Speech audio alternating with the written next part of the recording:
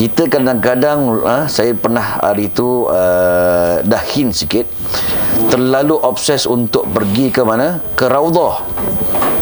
Ya, tetapi tuan-tuan, 5 waktu berjemaah dekat masjid, solat ataupun solat 5 waktu kita tidak penuhkan ianya. So tu masalah ke tak masalah tuan-tuan? Masalah. Sebab yang mana yang wajib? Raudhah ke 5 waktu? 5 waktu tuan-tuan. Baik. Kemudian obses nak cium Hajar Aswad tuan-tuan. Hajar Aswad sunat ke sunat? Sunat ya, tapi dia menyiku orang dalam masa yang sama.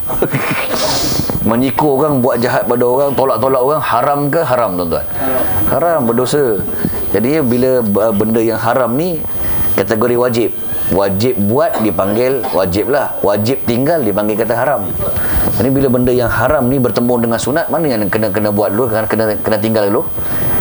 Haram. So jadi kita redha je lah tuan-tuan kalau ditolak ke kanan ke kiri, kita jangan sampai menyakiti orang. Samalah halnya dengan Raudhah dan seumpama dengannya. Baik. Kemudian tuan-tuan berlari-lari menuju ke masjid. Sebab Nabi ada pernah menegah kalau seseorang tu dah terlambat sekalipun jangan berlari. Ya, khususnya yang lelaki. Dalam masjid. Dalam ataupun luar. Sama. Dalam ataupun luar sebab dia nak kejar. Jadi dia kata, kalau misalnya tertinggal, kamu tambah rakaat. Kalau misalnya tapi jangan sampai berlari-lari. Jadi pengajaran moral of the story, datanglah cepat tuan-tuan. Dan nak tahu kita dengan Allah Subhanahu Wa Taala ni sama ada dekat ataupun jauh, kita boleh sukat melalui kedatangan kita dalam solat.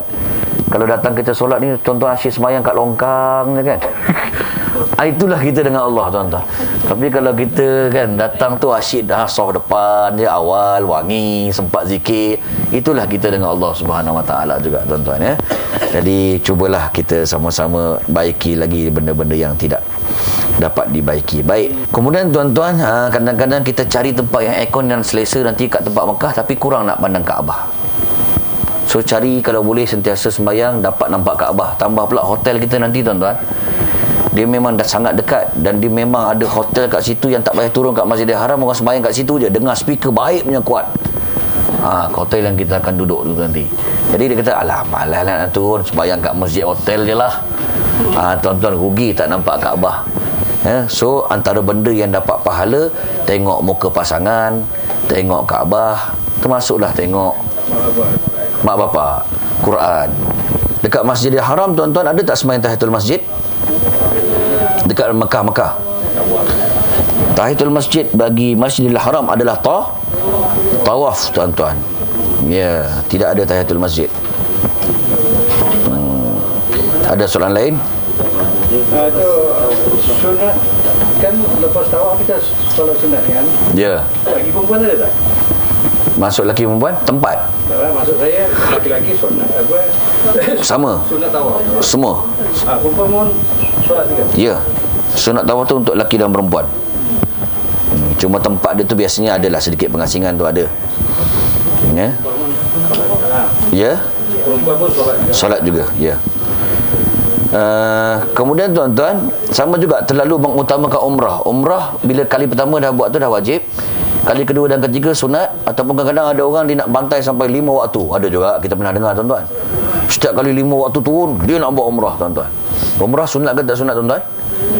Lepas tu melingkup sembahyang 5 waktu dia tuan-tuan. Sebab dah terlampau pening. Sedangkan 5 waktu tu wajib, dia punya umrah sunat.